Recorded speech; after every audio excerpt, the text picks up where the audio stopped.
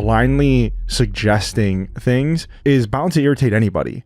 Why don't you lose some weight? If losing the weight is what you think they should do, like, why don't you lift weights? Or why don't you walk for 30 minutes a day? Or why don't you go run a marathon? You don't even know my goals. I don't understand. You're just shouting things at me. Yeah. And like, that's not going to be well received at all. I wouldn't receive that well at all.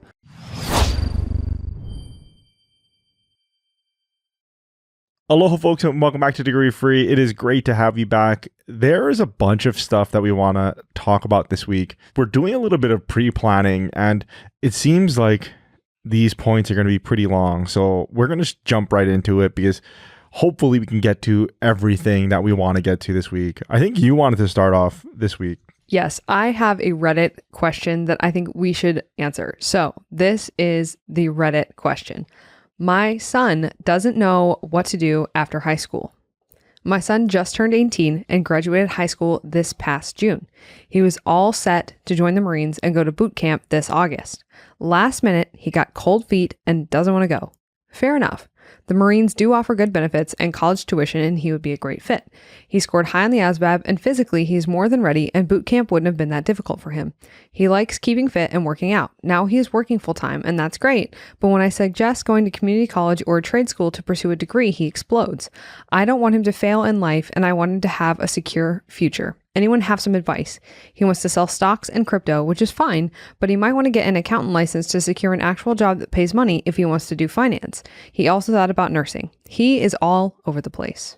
Basically, what's happening here is the mom is stressed out because she wants to put her son into something structured. She just wants to send him somewhere where there's structure, movement, forward momentum. What it looks like is forward momentum that other people can see, because there's nothing wrong with working full time also.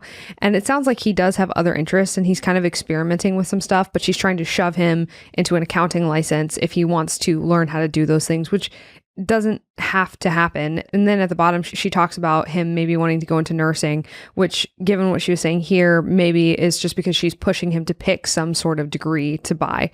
And this is a common concern, I think, for a lot of parents, because they just don't want to see their kids stall out after they graduate high school, which is valid.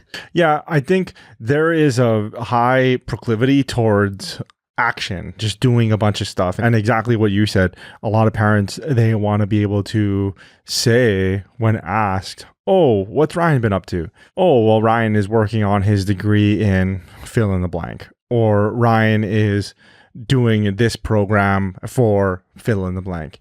You don't want to be the person that's like, oh, well, kind of working a bunch of construction jobs, odd jobs here and there. He doesn't really know what he wants to do. That's the attitude that a lot of the parents have. And we know this from experience because we talk to these people all day, and not necessarily just the people that are applying for the launch program, but just like people that have young adults in this age range.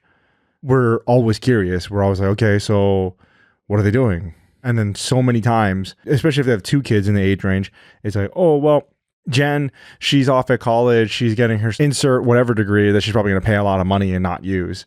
And then the other person, the younger person, older person, doesn't matter. Like, oh, yeah, they're kind of bouncing around jobs here. They don't really know what they're doing.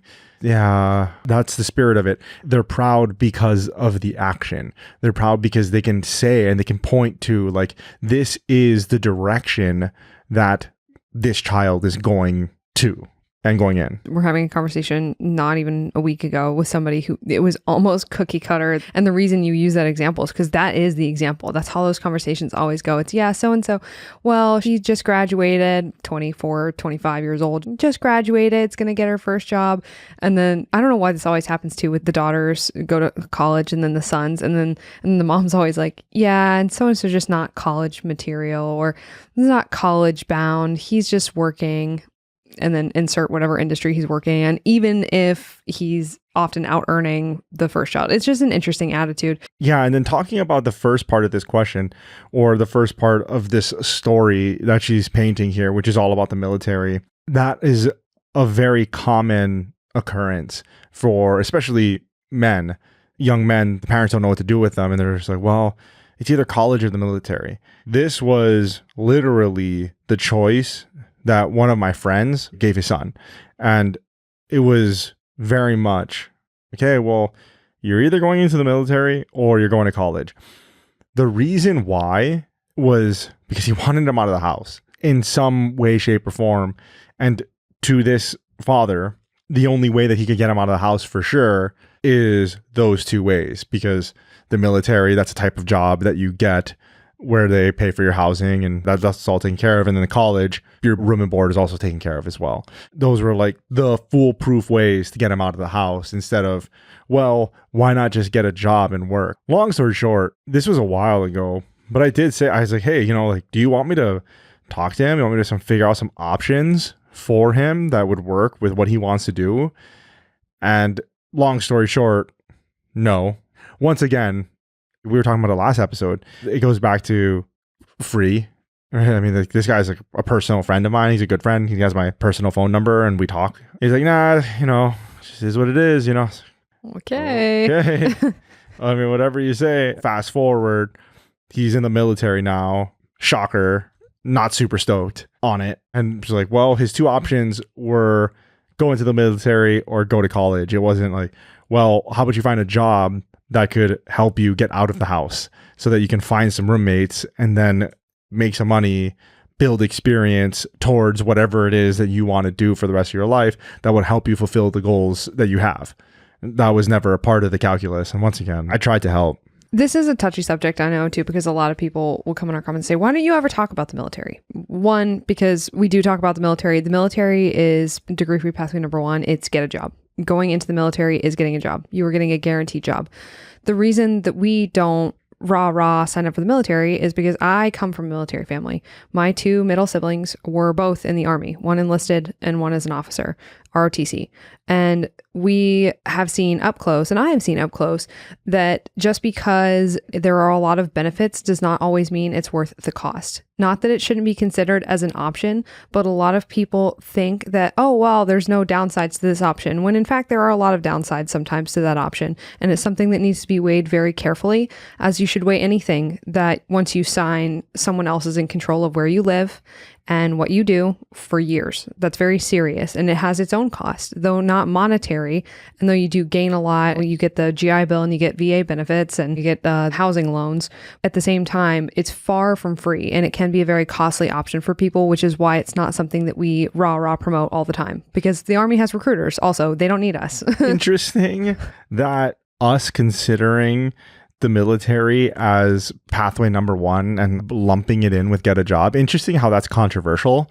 People are like, no, it's not a job. I literally don't understand the argument. I understand it from a personal perspective. If you think that you're serving your country and that's your duty, that's your sworn duty to do so. And I get it. Sure. I used to be a fireman. I understand service. I get it. But I did it as a job. Like, I got paid. Yep. And so do these people. Yes. So it's a job. The whole thing is a giant marketing machine to make it not feel that way. And I say that as somebody who grew up in it, literally grew up running around on military bases, grew up in the communities on post. That was my childhood. That is how I grew up. And so when I say that, I want to make sure that people don't think that I'm hating on the military. What I'm saying is use caution the same way I say with anything else. And it's just interesting, though, how many people I think go into it. The other thing is I think there's a lot of people who go into it who maybe don't have family in, and they just go, oh, well, I'll just send them to the military. And they maybe don't know very many other people that are possibly in or have been in recent times. They don't know the cost and the risk associated with that. So I think that has something to do with it too. But anyway, moving on from the military thing, I want to talk about the fact that she says he's working full time and that's great, but right? And then she immediately says, go to college, go to college, go to college. Even though she doesn't say what job he's working, but I don't see a clear reason for him to just go, because she doesn't even say a specific degree. She just says, go get a degree, which is horrible advice always, because just go get a degree is not good advice, period. In the same way that just go buy a car is bad advice. You just don't go buy things that you don't know that you need yet. That just doesn't make sense. The main thing I wanted to get across here was I wanted to give constructive advice, because I think there are a lot of people in this. My son doesn't know what to do after high school. He's 18. He's thought about the military. He's thought about this. He's thought about community college or trade school. And this is going to be real, especially right now while this episode is coming out. And for a lot of the people, all of the graduation stuff has ended, or it's like very soon ending. And those that had teenagers that have graduated and those that have just, especially in the graduating class of 2024, you know what I'm talking about. And oh, well, he has this graduation party to go to. He has this graduation party to go to, this graduation thing, whatever. And all of that stuff like comes to a head in April, May, and then it starts to die down in the June time. And all of that busyness, and I'm not saying like it's bad to be busy, but it's just like busy work, just like busy. He's like doing a bunch of stuff. And when you're busy, you don't have time to think. Stew. Right, exactly. When you're going through depression or something like that, you want to keep busy. You just like go do the dishes or something, like go vacuum your house for the 17th time or something. Keep busy in some way. And in that same way, I mean, all of that activity is like, okay, well, we got to do all this stuff Saturday, Wednesday, there's something. Oh my God. Now it's starting to die down and the reality kind of starts to set in.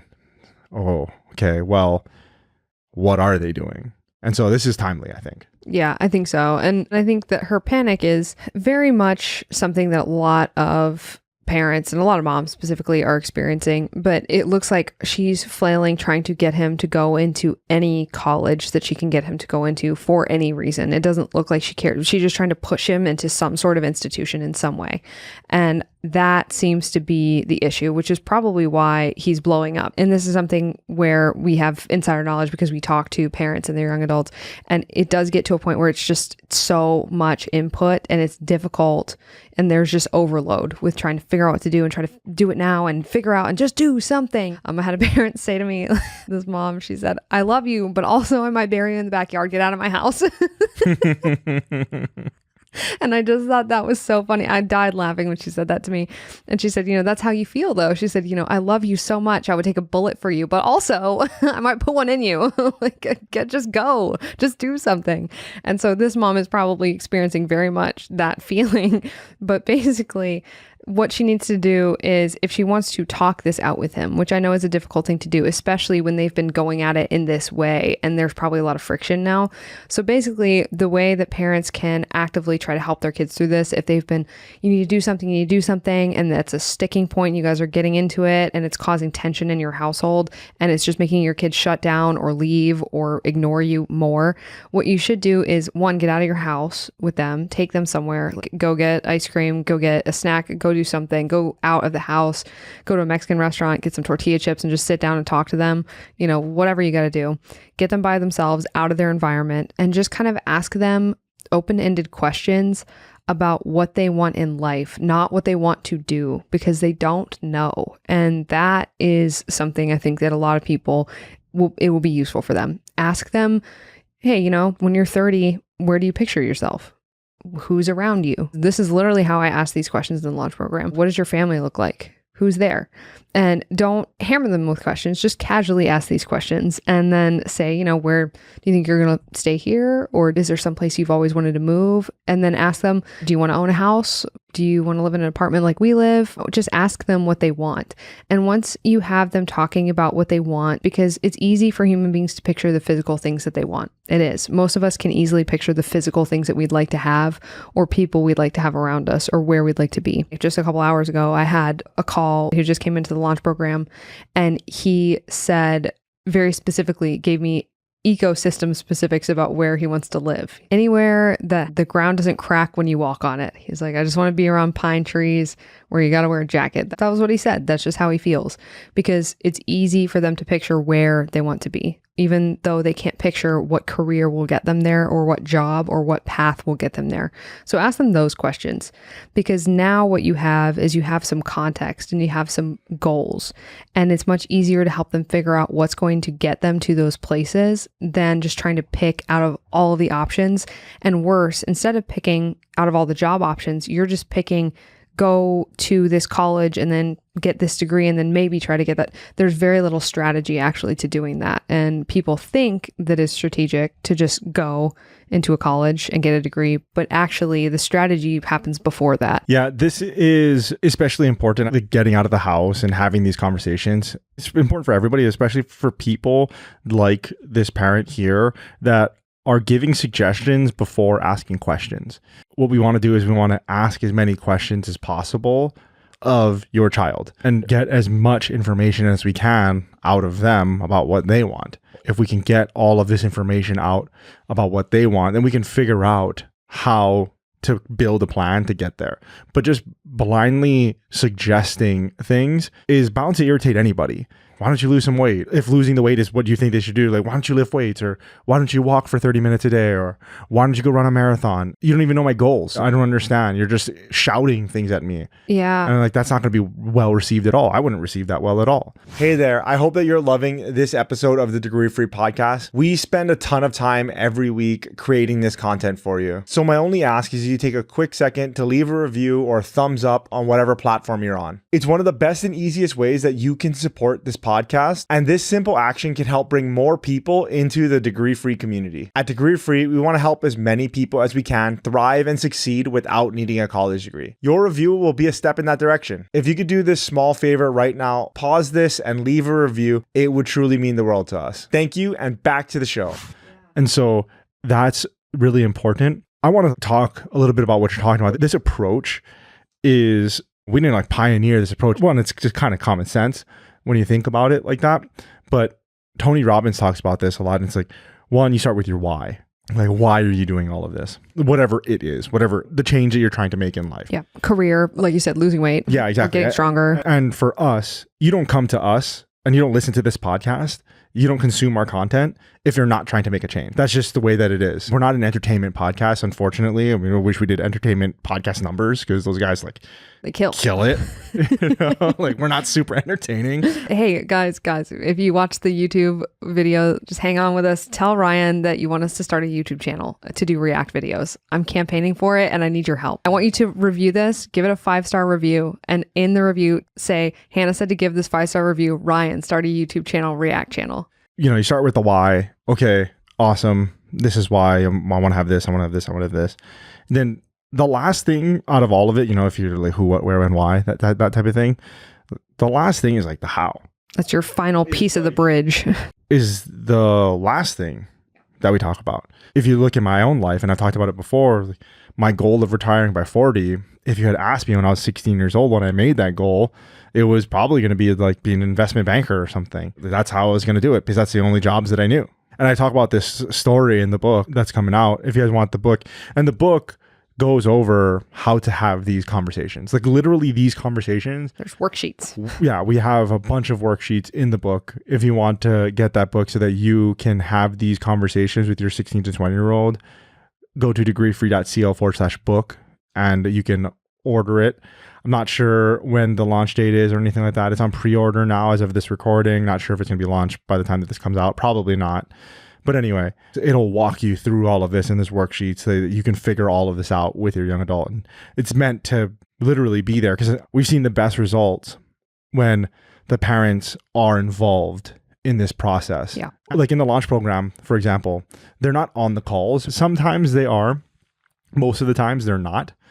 But they are involved. Mm-hmm. What I mean by that is that after our sessions, the child or the young adult, they will go and have conversations with their family. These are kitchen table conversations. Right. They'll have conversations about the things that we talked about in our sessions. They'll be like, okay, well, this is what I said I wanted. And then a lot of times, the questions that we're asking them, this is the first time that anybody asked them these questions. Yeah. You know, like simple things, like how much money do you want to make? And if they don't know, which is interesting that a lot of kids actually do, or at least they have a kind of an idea of it. But even if they don't know, okay, well, the downstream questions are everything that you just said, right? Well, where do you want to live? What kind of house do you want to live in? Do you want a pet? What does your diet look like? That type of stuff.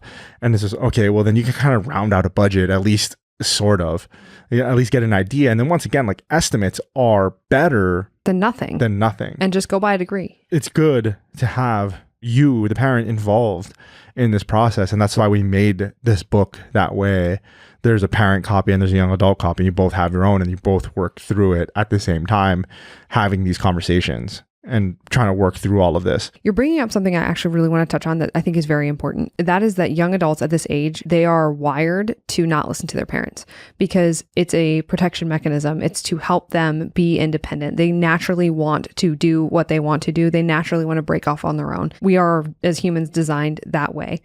But something that I wanted to point out is it's exactly what you said, but it's telling somebody, hey, why don't you do this? Why don't you do that? Why don't you do this? Why don't you do that? But if you are strategic about this, you can lead your young adult horse to water and they will drink it because they are thirsty. So what's funny about this is a parent that came through the program with her young adult, she was saying that as they were having conversations, when their son got his vocational creativity list back in the launch program, they were going through it at the kitchen table one night. And what's funny is the ones that he ended up narrowing on his list and prioritizing really near the top of his choices, three of the ones that made it to his narrowed list, 3 of the 5 were ones that his parents had suggested to him previously. But because they didn't say it to him and he felt like he had control over the situation because he literally did, it was all him, he picked them. It's exactly what you said. It's the difference between you saying, I'm hungry, and me saying, well, why don't you go get pizza? Why don't you get Thai food? Why don't you get whatever? Exactly what you said. It would irritate anybody.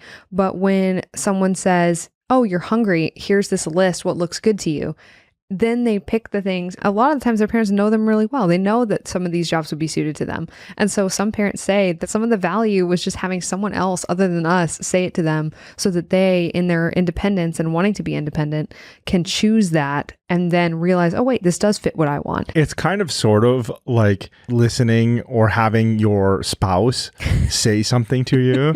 And then it's like, oh, well, we should do that. Did you see that? We should go and do that ourselves. And then when your spouse comes and shows you a TikTok of that exact same thing, and you're like, oh, we should go do that. Whoa, And, shots fired in the Degree Free studio. And you're like, oh, didn't I just say that? Like yesterday? I'm pretty sure I said that because I was there when I said it. And For those of you wondering, he was so excited when he heard me say that. His eyes lit up. But not only that, though, it's a little different, though. It can be, for some parents, it is that. Mm-hmm. For some parents and young adults, it is that. They did go through all of this stuff. They said, okay, well, what do you need? What do you want from your work? How many parents of the people that we've worked with do that? Like one. Like literally one. Yeah. Because this stuff is difficult. Because you have to have a high level of vocational creativity. This is our job. This is what we do. And we've said this before, like, we've had parents be like, man, I feel bad that I don't know this stuff. Like, I feel bad that I can't help my child work through this stuff and find these careers. Like, wow, this is amazing. I can't believe you found these careers and I can't believe you found these paths. And it's like, well, don't feel bad about it. I mean, you have your job and I have my job. And our job is to equip them. It's your most precious thing in your life and you care so much about them. You feel like, well, I should be better at this. In some senses, it's not just coming from their parent, and that has a lot of value. But then on the flip side, the way that they got there, if 3 out of those 5 were the same, they might not have gotten there the same way. Yeah. So if they didn't get there the same way, it's not the same thing. They're just saying a bunch of things. Right. And you didn't ask questions first. And so questions, here's a menu. Looping that back around to what I was saying, which is we're talking about like not worrying about the how, which is like the how is like the last thing we worry about. If my goal was to retire by 40, well, I was super concerned with the how. Okay, well, investment banker, and well, I tell the story in the book, so I won't belabor it here. That was it. And I was like, okay, well, I'm super concerned about the house. And then I was like, is that really what I should be doing? Why am I doing all of this? And then looking at it, like, oh, okay, well, if I want more freedom, if I don't want to be tied to a desk or to an office or to anything or to a company or anything like that, and I want a high degree of freedom, if I want to be home with my family, okay, well, is this working all of those hours, being at a physical office, at least at the time, back then, it might be different now, working all those hours, like, I don't want to do that. Really getting clear on the what, and then like that led me down entrepreneurship, and it led me down being a business owner. With a lot of the suggestions that parents give their young adults, what about this community college program? What about this vocational school program? What about this trade school program? What about this? What about that? You're just skipping to the how. Like you're just skipping all the way to the end instead of going over the most important things. All the other stuff between where we are now and that suggestion, that's all the important stuff. Yeah. If you want to be effective at helping your recent high school graduate figure out what to do, you have to work backwards. You don't tell them to buy a degree or suggest multiple different types of ways to buy degrees in order to figure out what they should do. That's not a strategic way to figure out where they're trying to get. And they're going to resist it because you're going to miss the mark because you're shooting in the dark. Exactly as you said. That's why we wrote the book. Yeah, and then speaking about the book, this actually is a perfect segue into what I wanted to talk about. This book has been insane. I mean, it was a very good learning experience, although this is our third book that we've written. And I say we, if you look at the books that you've written too, and I've only written, this is my first one. You and I wrote those first two books together. It was just strategic that you were the only author of that. Even though this is our third book that we're writing, this book required so much. And there was like so much work that went into it. It was a full-time job writing it. And I actually want to talk about our disagreement over launching it. And we talked about launching it either this year or next year. My thought was purely from a marketing standpoint, not that we couldn't have written it or write it. Like we did. We obviously did. It's done as of this recording. It is done. The writing is done. We have the cover designed. We did the cover testing. We did all that stuff. And then it is at the typesetter. Yeah. That's a job, by the way. Is at the typesetter right now. And then we are waiting to get it back so that we can order a proof of it. Once we order the proof, we read the proofs. Make sure they're right. Then we order all of our copies. We're so freaking excited. Yeah.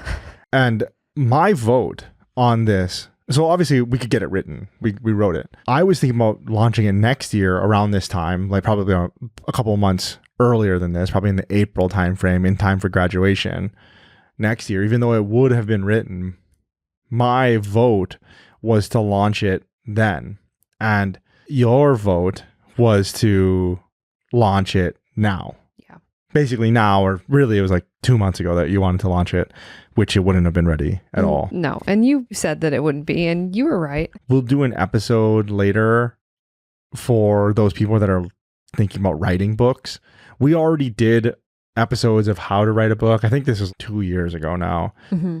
We'll put links in the show notes. I think it's like why you should be an author and then how to write a book or something like that. And then we'll put links in the show notes and I'll update that episode. We'll probably make one of those episodes soon and talk about the process that we went through to write this thing. And if you're thinking about writing a book, you can see what we did and copy off of our notes, because I personally wish that I had other people's notes to copy off of. We will provide those notes for you.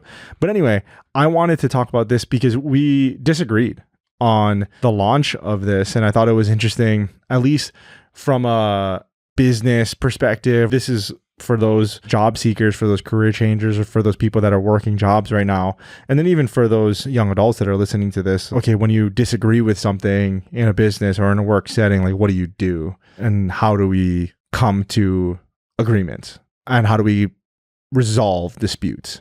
I wanted to get this thing written and then wait till next year to launch it from a marketing perspective, from a launch perspective, because I thought that we would be more successful economically if we waited a year and we launched it. We're able to build demand and launch it to a room of people that wanted this product instead of writing it.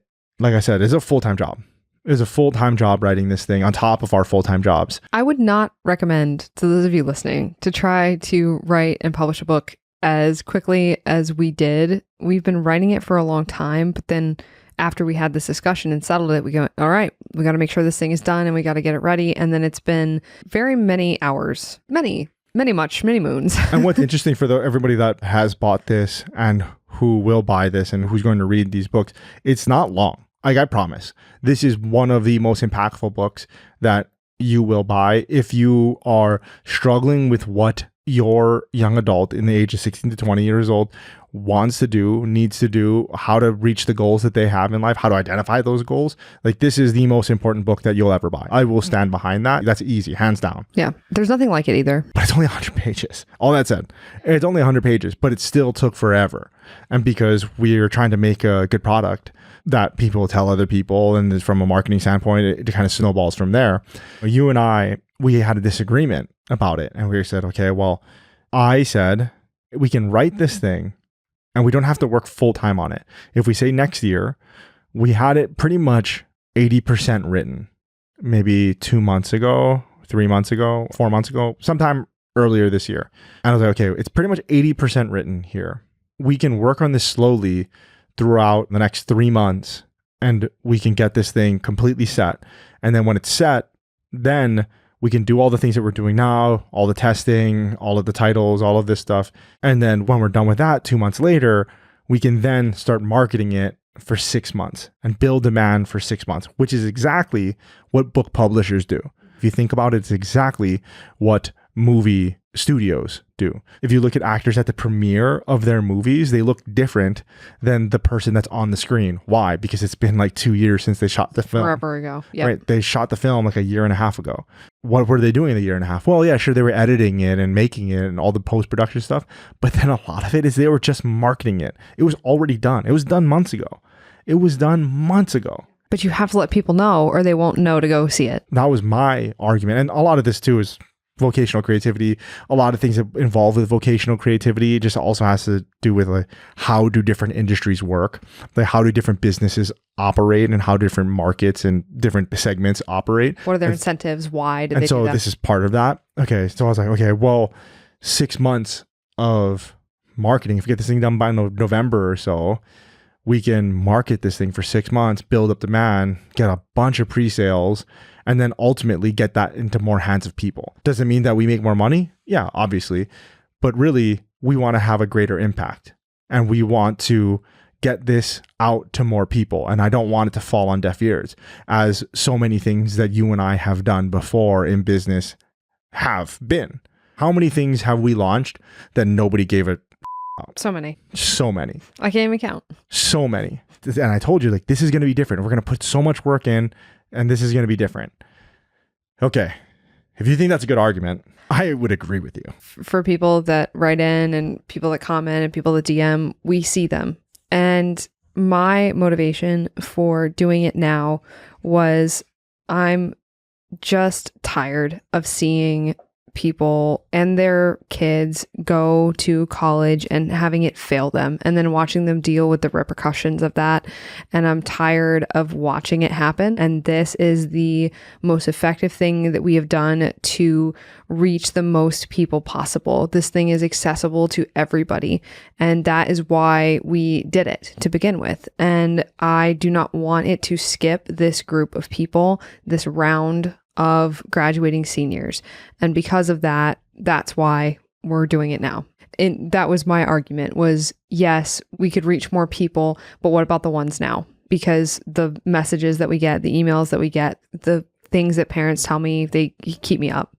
They keep me up. I don't want to see this round of seniors in 2 years coming back to the launch program with $50,000, $60,000 worth of student debt and a lot of regret. I don't want to see that. That's why we're doing this. Reaching the most people possible was also my goal. Also my goal. In fact, I would argue that reaching the most possible people was more my goal than your goal. I think so. You just want speed. You wanted speed to the market and you wanted to, like you said, just not miss this cohort of people. And then hopefully we can save this cohort of people $30,000. So many people that come through the launch program. And just very candidly, some of our best customers in the launch program are people like that. Like people that have 1 year of doing something, whatever it is, usually college, and it not working out, and then breaking out of college and making like, hey, I can't make this purchase anymore. I can't keep purchasing this thing every single year. And okay, well, now you're $30,000 in debt too. And so, yes, I completely understand what you're saying. I just wanted to make it known that I was also thinking about reaching the most amount of people. And I think from a marketing perspective, if we were able to reach a mass, like there's a tipping point, basically. If we were able to market this thing for 6 months, we would be able to hopefully reach some sort of tipping point where it just snowballs and then everybody hears about it and everybody can use the degree-free way to help their young adults build the life they want. And that was my argument for it. So anyway, we had this discussion and you won, I guess. I did. Even though Ryan's usually right. So you were probably right about this too, but time will tell. Time will tell. Exactly. And we have some metrics that we thought how would we know this is a success? Because you folks know we're big on goals. So we have some goals. That is what I wanted to talk about is we made the decision together to launch it this year and launch it soon. Once again, we're kind of doing it pretty hazardly. This is going to be coming out on the 12th or the 19th or something like that. And we haven't started marketing yet. And we haven't started marketing it. We don't have a launch date. We took some pre-orders and stuff like that. Like when this episode comes out is when it should have been shipped, but it's probably not going to be shipped by these days. And I have to send everybody that pre-ordered emails. We're doing it so hazardly now. And it's like, okay, well, it is what it is. Anyway, we're going to get a launch date soon to you folks. And so this is what it looks like when you disagree in business, at work, especially if you're business owners. And even if you're at the same level with this person that you have to make a decision with, you guys might be on the complete opposite sides, but you just have to make a decision. And I said before Bezos said it, but I'm going to say that Bezos said it because it gives it more credibility instead of like, oh, Jeff Bezos, Ryan Maruyama. Yeah. Oh, Ryan Maruyama, podcaster too. Thousands of people a week says to do this. I'm a podcaster. Yeah, exactly. Or Jeff Bezos says to do this. So I will say, I've been saying this for years, but then he also said this, and I heard it recently that he said this, and I was like, okay, well, I'm just going to say that Jeff Bezos says this. There you go. Even though I said it before him. I know, it's okay. You know, it's disagree and commit. You and I have tried that. We've been trying to master that for years. And you have. I'm much better at it than I used to be. I think from just an objective standpoint, I'm much better at it than you. Yeah, it's something that I am very poor at. I'm also working on. Disagreeing and committing, like 100%. Even though I disagree with the actions that we're doing, like we have to make a decision this year or next year. We have to make a decision. We just made a decision, and then I fully committed, and we fully committed to the process of getting this done. While I wanted 6 months to do just nothing but marketing this book, like nothing but doing the launch of this book, we're going to have like a week or in 10 days or something like that. Yeah, we can do it. Right. Anyway, I just felt compelled. It's because writing this book has been a traumatic experience. We got up at 4 a.m, y'all, to write this book and get this stuff done. That's our life right now. We're the 4 a.m. crew. Yeah, 4 a.m. Yeah, exactly. I want t-shirts. Freaking, I want t-shirts with that on there. I do. think Jocko has no, he's 4:30 a.m. crew. Yeah, he's okay? a 4:30. No, so you know he's 4:26 crew. We're gonna have 4 a.m. crew t-shirts to outdo. Are we harder than Jocko? Hold up. That's crazy. Harder than General Jocko's wild. Yeah. That's what I wanted to talk about. Disagreeing and committing. You're going to have disagreements, and you just got to resolve them and then just commit. Because at the end of the day, you and I have the same goal. Reach the most people possible. Mm-hmm. Like that was the goal. And you and I are just disagreeing on how to get there. And time will tell. And if you like this little segment, this is kind of like my little getting my feet wet here. He wants to talk about business. One, this is business stuff. I don't really want to talk about business stuff while married, because that's not really what we do. Yeah. I mean, we like, are married, obviously and we are in business. We are married and we are in business. So we do it literally every single day. Your business stuff is naturally going to be that way. Right. But that's not what we talk about, is what I meant to say. Absolutely. We do get a lot of questions about it, though. But I would like to talk about business more. I don't know where it fits into what we do right now. It probably doesn't at all. But I'm down. If you guys want to hear more about business stuff, let me know. YouTube, Spotify comments, you know. A good way to do that would be if your young adult has questions about how to start a business or their own business that they've been trying to run, then submit those. That's what we should ask people to do, because Ryan can help. He's pretty good at that. And we've been talking a lot about the Degree-Free Way, which is the book that we have coming out. If you would like to get a copy of that for you and your young adult to work through these things together, to get a plan, to get a career path that fits their goals and helps them build the life they want, you can go to degreefree.co/book to get that. We talked about the launch program as well. If you would like to apply for the launch program, you can go to degreefree.co/launch as well. And I think that's pretty much it for this week. You have anything else? I'm good. Yeah, I think that's pretty much it. Until next week, guys. Aloha.